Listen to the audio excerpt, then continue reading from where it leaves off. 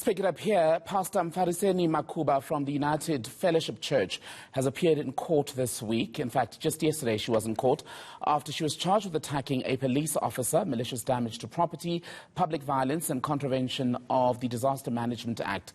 The pastor, speaking earlier this week at another court appearance, told congregants who'd come out to support her that the country is facing a crisis of police brutality, with police using excessive force against unarmed, peaceful citizens. That came after her congregants and a number of police officers clashed during a Sunday service where the church is accused of having made a noise that then sparked a complaint from the local community. Now, the church is also accused of contravening lockdown rules by having way beyond the stipulated number of congregants attending its services. The congregants claim they were ambushed by the JMPD, Joburg Metro Police, who came into the church and allegedly started firing rubber bullets at women and children, among other people. For more on this, then, we're joined by Pastor Mpfariseni Mukhuba from Unity Fellowship Church herself. Pastor, very good evening to you. Thankful for your time tonight. Let's go back a few steps. This matter goes back to February. What happened on that day that all of this kicked off? Good evening to you, and good evening to all those who are watching. On the 28th of February 2021, JMPD police came and they said that they were responding to a noise complaint. And after that, they came with many vehicles and they shot quite a number of our congregants. Close to 40 people got seriously injured, including pensioners and children. They also shot at camera people. In fact, one guy who was taking photos was shot 6 times, and a rubber bullet got lodged on his lower back. It was removed from his body in hospital. They came in and they were shooting randomly. So they were insulting people all over the yard. When people were praying, they were responding with firing their guns at them and insulting, mocking, and after that they arrested 7 of us. Mm-hmm. And we were taken to Moroka police station, and at the police station they continued with what they were doing. There were 3 officers who assaulted us even there at the police station. One pushed me when I was just asking what was I getting arrested for, because I was not told when we left the church. And another guy who tried to shield me was hit, and he was badly injured because they jumped up on his chest and even on his head, and there was blood everywhere. And this was at a police station with police officers being there too. Okay, I want to come in there, Pastor. When we were there at the police station. Allow me to come in there, Yes. Pastor, because we've got very limited time. As things stand, have you reported the members of the JMPD, or at least their conduct, to IPID, the Independent Police Investigative Directorate? Yes, we did that about a month ago. And what was the response? They came, the investigating officer came last week, and even this Tuesday to take statements. All right. Now, here's the issue. The JMPD, in what's been reported in the media, says this. They say men from your congregation were aggressively thumping on their vehicles on the day that all of this happened. So they are basically saying that when they went into your church, they were not dealing with a passive crowd. In fact, they were met with aggression by members of your church. Is that true? The videos of the event or of the incident are available on social media, YouTube. They are available everywhere. everybody who is able to see that, and people were watching online that day, they were watching TV, they saw. But I'm asking you, with respect, ma'am, I'm asking you specifically for those who've not seen the video. Were men in your church aggressively thumping on JMPD vehicles when all of this was going on? I don't know about that, really. How do you not know, ma'am, if you were just referencing video? So surely if you have such clarity of memory with all the other incidents, you should remember if your congregants were also violent on the day. I haven't seen any men stamping on vehicles. I didn't see that. Were there 2,000 people at your church service that day in contravention of lockdown rules? No. How many people were at the service?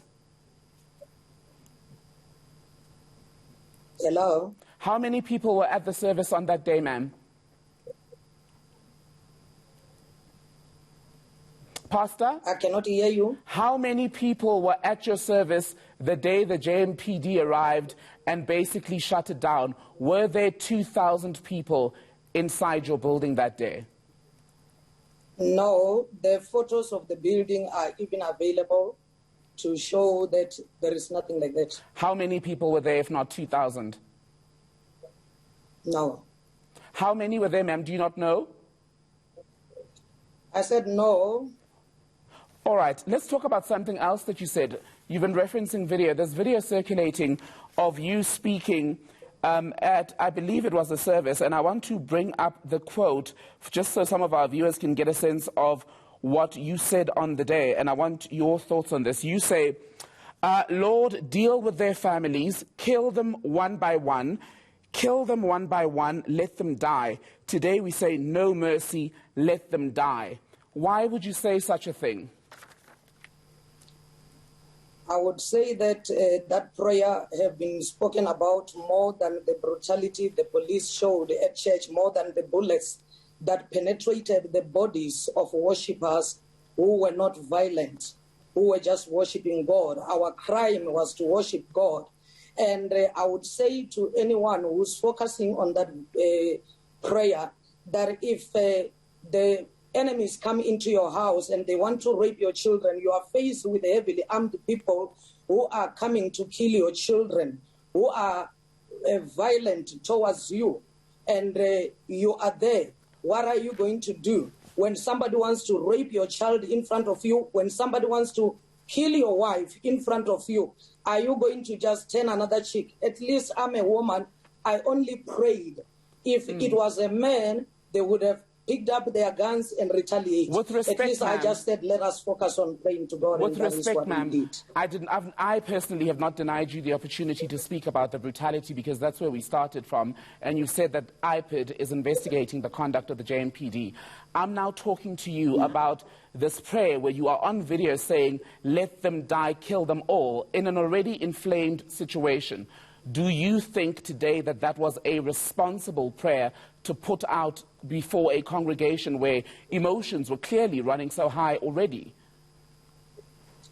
And if you go and you check where you found the video of the prayer, you will hear that I'm the one who cooled the situation by saying, focus on prayer. And I kept on saying, do not do anything. Let them do what they have come to do. Don't commit any crime. Let our crime be prayer. Don't fight. And those are the words that were said repeatedly. And as a result, people focused on praying. The prayer saved the day because God responded and protected people who were supposed to get injured seriously, because you could see that the aim of that day was to kill everyone. So the prayer that was prayed saved the day, and what I said saved many people, because then JMPD was never attacked by anyone. But, ma'am, to be fair, you may not have directly said to your congregations, attack the police, but the police say they were attacked. But anyway, back to your prayer. Your prayer does not just stop at saying, let's plead to the Lord for protection. You say, again, they leave criminals in the streets, they come to church, they come to people without guns, they want to destroy people without guns. Lord, deal with their families, kill them one by one. At a very basic level, that doesn't sound like the most Christian response to such a volatile situation. It depends on how one reads his Bible.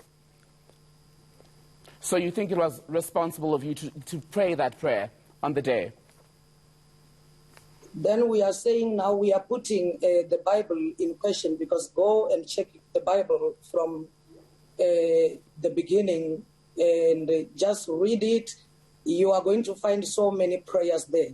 And I don't think that we should be subjecting prayer, unless if we are prosecuting people now for prayers in our country.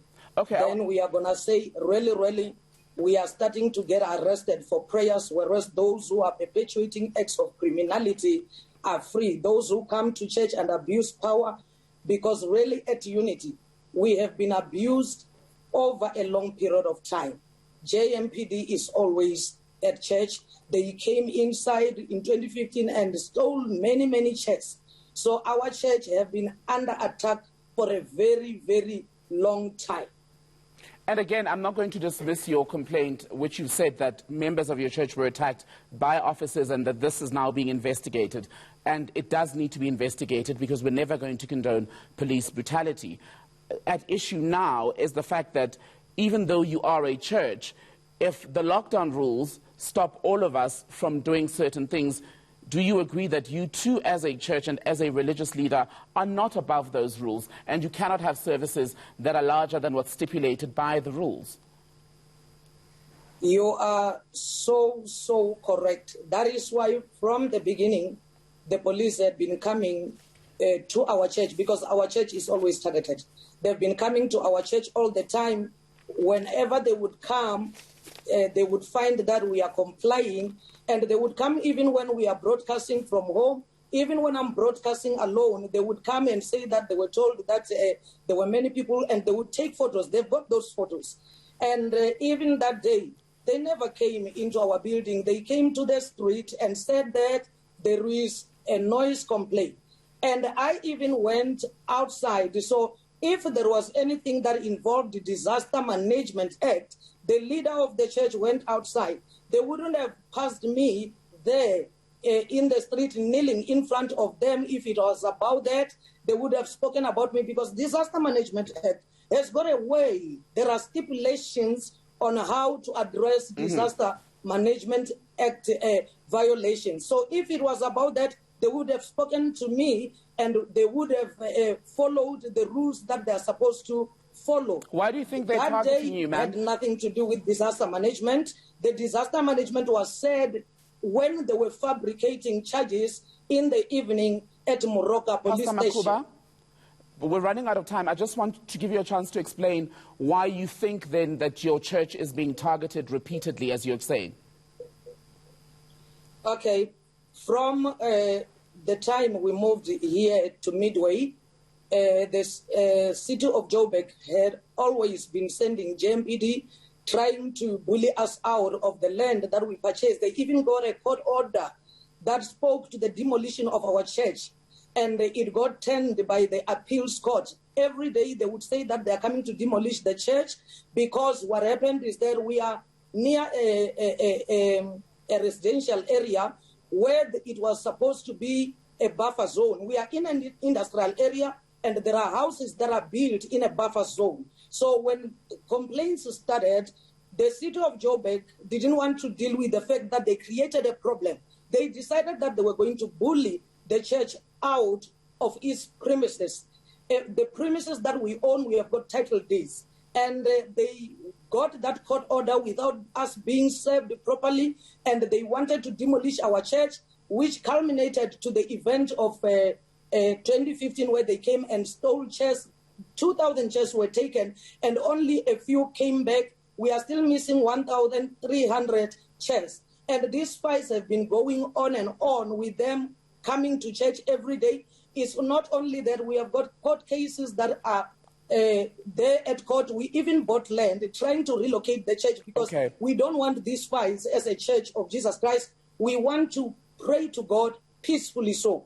But even that process of rezoning, the land took forever. They were putting hurdles on the way. Whereas we said, even though you created a problem, we want to solve the problem for you. we are buying land so that we relocate the church. And they were told even by Parliament, a portfolio committee, to say that help the church to relocate.